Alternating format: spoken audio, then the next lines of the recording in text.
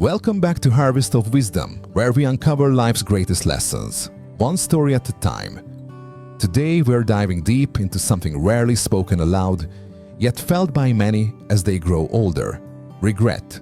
It's not a word we like to confront, but scientists and psychologists have spent decades studying the thoughts of older adults to understand what they look back on with longing, remorse, or clarity.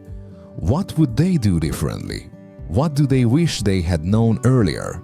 This isn't about guilt, it's about growth, it's about insight, it's about passing on a torch of awareness so we can live more consciously today, before the years slip away. So let's explore what the science reveals about the top regrets most people have at the end of life and how you can avoid them. The study of regret. What science says. Researchers at Cornell University, Harvard, and institutions around the world have interviewed thousands of people over the age of 70, some well into their 90s. What's fascinating is that across cultures and countries, certain themes consistently appear. Unlike short-term regrets, like missing a meeting or forgetting to reply to a message, these are deep-rooted long-term reflections. They're often about what wasn't done more than what was. Regret, it turns out, tends to focus more on inaction than action. Let's unpack that. Regret number 1. I wish I had been true to myself, not what others expected of me. This is the most common regret shared across every study. People often reflect on how much time they spent trying to meet the expectations of family, society, employers, or even friends, sacrificing their own identity, dreams, and authenticity in the process. One 85-year-old woman told researchers, "I spent 40 years trying to be the daughter my parents wanted. I never became the artist I dreamed of becoming." The takeaway? Authenticity matters. Don't wait for approval to be who you are. Regret number 2. I wish I hadn't worked so hard. This is especially true for older men in research, but more women are now echoing it too. They speak about missing their children's childhoods, skipping anniversaries, or never taking that one memorable trip with their spouse. And here's the truth. Most people didn't say they wish they had worked less meaningfully. They wish they had worked less obsessively. Studies show that chronic overwork leads to burnout, memory decline, and broken relationships. Time is a currency. You either invest it or lose it. Regret number 3. I wish I had expressed my feelings. It's a quiet one, but it haunts many. Bottled emotions, unspoken love, or swallowed anger, these become weights on the heart. Scientists call this emotional suppression, and it's been linked to increased rates of depression and even physical illness in old age. One elderly man told researchers, "I loved her my whole life. I never told her, not once. Say what matters, even if your voice shakes." Regret number 4. I wish I had stayed in touch with friends. A surprising number of elders report that lost friendships weigh heavily in later life. Modern loneliness has become an epidemic, and not just for the elderly. Maintaining deep connections with even just a few people has been proven to boost longevity, cognitive function, and emotional well-being. Friendship isn't a luxury, it's a form of medicine. Make that phone call, send that message, reconnect.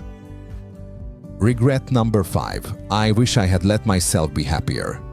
It sounds simple, but many realize too late that happiness is a choice, not a result. One woman said, "I spent decades worrying about what might go wrong, and nothing really did." This regret speaks to the power of mindset. Research shows that people who practice gratitude, humor, and lightheartedness live not just longer, but better. Don't postpone joy. Regret number 6. I wish I had taken more risks. From starting a business to traveling abroad to falling in love again, many elders say they regret not taking more bold chances. Why?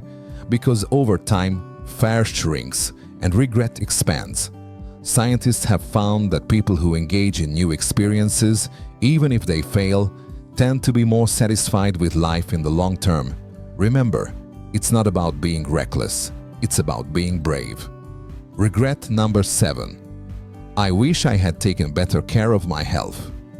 This one doesn't surprise researchers, but it often shocks those who realize it too late. "I didn't think walking every day mattered," one man admitted. "Now I can't even walk to the kitchen without help." Physical activity, balanced nutrition, sleep and regular checkups, these small choices accumulate over decades. Don't treat health like an afterthought.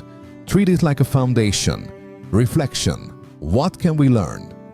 Now that you've heard these 7 common regrets, take a quiet moment to reflect. Are you living your truth or someone else's? Are you spending time on what matters or just what's urgent?